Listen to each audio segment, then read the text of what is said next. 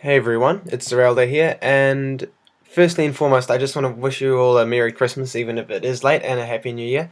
I hope you've had a great holiday season. Mine's been pretty busy, as you can probably tell by the lack of videos.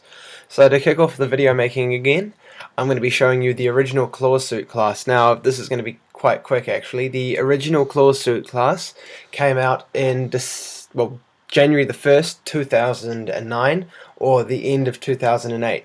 So unless you were one of the very few players that were actually around at the end of 2008, and you open the gift boxes much like are in Battle On at the moment, you won't have this class. If you don't already have this class, there is no way to get it. I repeat, there is no way to get it unless you have it from 2008.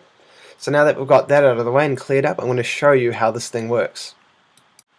So before I start the fighting, I'm just going to say that I'd recommend a full fighter build for this class with maybe a little bit of luck. It's only got one move that actually has any magic on it, and that's the first. The rest is all entirely physical, and even then it's a physical and magical move. So it's pretty clear what sort of enhancements. Don't bother with any magic or anything. These are the sort of stats you'll see. It's only got one passive that shows, and that's increased damage by 15%, but according to the wiki it does have a second passive that will take 5% damage from opponents off of you.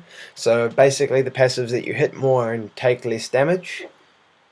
It's an old class, so the moves aren't all that fancy, but they're a little bit of fun, and it really was a seasonal class just to be nice really. The first move's got a 4-second cooldown, 20 mana, and it's the physical magical. It does a little bit of damage, and it's reusable in a fight, and that's what makes it cool. It also stacks the frostbite effect, and that comes into play with this move over here, but I'll get into that later. The second move has a DOT attached to it, which, as you can see, does a small about 76 damage at level 47, but it also increases all damage done to the target by 10%, so that stacks with your passive, but also becomes useful in party situations. So it's the accumulative effect of a DOT and a 10% extra damage that really works in your favor here.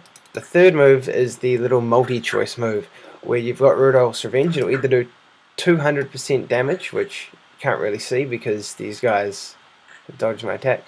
It's got a longer cooldown of 8 seconds as opposed to the 4 over here. This one's actually got 12, so that's the second move has got a 12-second cooldown. That's longer.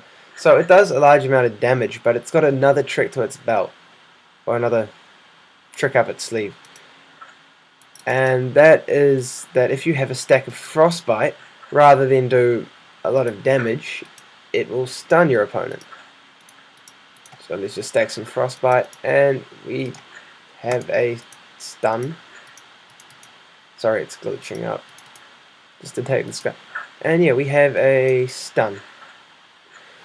The final move is the same sort of thing you see in Warrior, where your incoming damage is reduced by 50%, but your outgoing is reduced by 25%.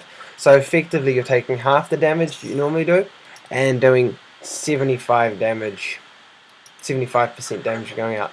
The class doesn't have any rank 10 passives or anything really fancy. It's not particularly great, and the only real thing back in the day was that it was fun class to use. To be honest, back in the day before stats, this class was amazing. I honestly felt it was the best class in the game, but the introduction of the stat system didn't fare too well, but it led for a lot better gameplay afterwards. It's a nice class, and it's a nice little memento of that first 3 months of AQ Worlds after official release. It is a perma rare, it's gone forever, but it's still a little bit of fun. But as a result of the quality of the moves, you're not going to see it very commonly used. To wrap up, it's not exactly a powerful class or a great class, but it's a fun little class, and it was a nice little gesture from A in that first year or so. I really do have fond memories of using this thing when it was really powerful. It was one of the few classes back then that had effective MP regeneration, and it was one of the few with a rank 9 passive, which is how things worked back in the day. Maybe I could try and explain that in another video. But it was great, it was powerful, and in my mind it actually remained the most powerful class. Second maybe to Proto, actually. Proto Sartorium and Rust Bucket and all those. But what defeated it in the end was Doom Knight, and that was the last class to be released before stats. Yeah, I wouldn't recommend this thing for PvP. it just won't perform, especially with a lot of those classes like Pyromancer, Vindicator of They, and Dracomancer, all those. It just won't compete. So I'll wrap it up here.